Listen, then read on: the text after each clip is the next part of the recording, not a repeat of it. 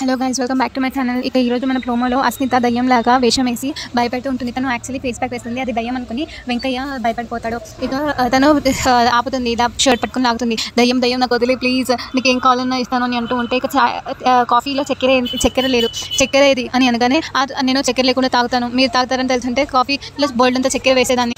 అయితే ఇప్పుడు నాకు షుగర్ ఎక్కువ కావాలని తెలుసు కదా, కాఫీ పట్టరా విత్ షుగర్ అని అనగానే కాఫీకి పాలు లేవండి అని అంటూ ఉంటే సరే పండ్లు ఉన్నాయి కదా జ్యూస్ చేసి పట్టుకునిరా అని అనగానే అలాగే దయ్యం గారండి అని అంటూ అక్కడ నుంచి వెళ్ళిపోతాడు వెంకయ్య. ఇక అక్కడ నుంచి వెళ్ళిపోయి తను ఫ్రూట్స్ జ్యూస్ చేస్తూ ఉంటాడు. మరోవైపు ఇక రామలక్ష్మి వాళ్ళు వెతుకుతూ ఉంటారు కార్లో. అలాగే వెంకయ్య ఫ్రూట్స్ జ్యూస్ చేస్తూ ఉండగా తన అంతరాత్మ వచ్చి ఏంటి ఆ దయ్యం దగ్గర ఫ్రూట్స్ చేసుకున్నామన్నదని చెప్పి ఫ్రూట్స్ చేసుకుంటున్నావు, రేపటి రోజు తను ఆ జ్యూస్ అయిపోయిన తర్వాత నీ రక్తం తాగుతానని చెప్తుంది. ఈ రోషం ఇక్కడ పౌరుషం ఇక్కడ అని అనగానే పద్మ లాంటి అమ్మాయిని పెళ్లి చేసుకొని ఇక్కడ ఇంటి అల్లుడయ్యాను, అలాంటిది నాకు రోషం లేదా పౌరుషం లేదు, ఇప్పుడే చెప్తాను నేను ఆ దయ్యానికి అని అంటూ ఆలోచిస్తూ ఉంటాడు. దయ్యానికి చాలా నచ్చనిది చీపిరి చెప్పు అని అంటూ అవన్నీ తీసుకొని వస్తూ ఉంటాడు. అంతలో అక్కడ నుంచి ఆ దయ్యం వెళ్ళిపోతుంది. ఆ దయ్యం బదులు పద్మ వచ్చి కూర్చుంటుంది.